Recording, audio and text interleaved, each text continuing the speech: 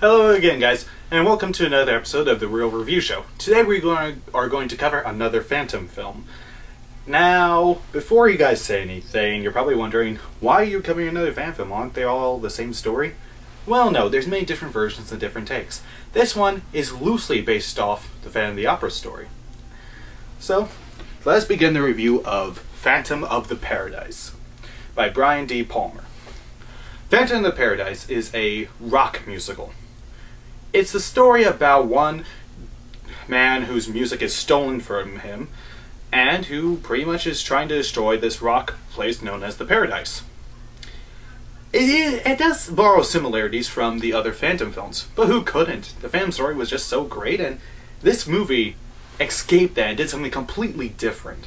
The music itself is awesome. It goes from somewhat of 1950s style music to a little bit of a 70s sort of move, and then to this really awesome, like, rock opera-ish style.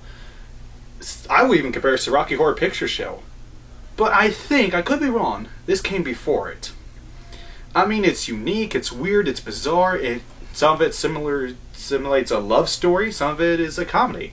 Most of it's a drama, heavily it's a drama, and horror even. It's really a weird, bizarre movie that it's really hard to talk about. It's just one of those things you have to see to believe.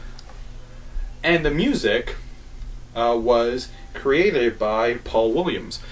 You might not know Paul Williams, but for those of you who grew up as a kid, you probably know him best as the voice of the Penguin in the original Batman animated series. And he did the opening theme for the movie Secret of NIMH. And also, very famously, he was in Dexter's Lab as Dexter's piano teacher, who also got a chance to sing in that too. Great singer he is, and a great songwriter at that too. But Phantom of the Paradise is one of those films that developed a cult following, much like Rocky Horror Picture Show. At first when it came out, people didn't like it. But then, somewhere down the road, years later, people picked up on it and started to love it. It's one of Brian D. Palmer, whatever. Sorry. It's one of his best films that he's ever made. He's made some films that mirror Hitchcock and some of his own original stuff. This, to me, is one of his best works ever. And this might be one of his first, so it makes sense that his first work would be the best one he ever created. And it's one of those stories where you do feel for the Phantom character in this. And you really don't like Paul Williams. He really is a manipulative, greedy man who might have sold his soul to the devil himself. It's one of those stories where you really have to watch it and experience it yourself. It's just one of those films that's so weird, you just have to see it.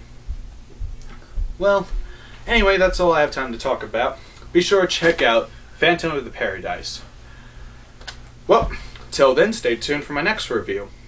See you at the movies.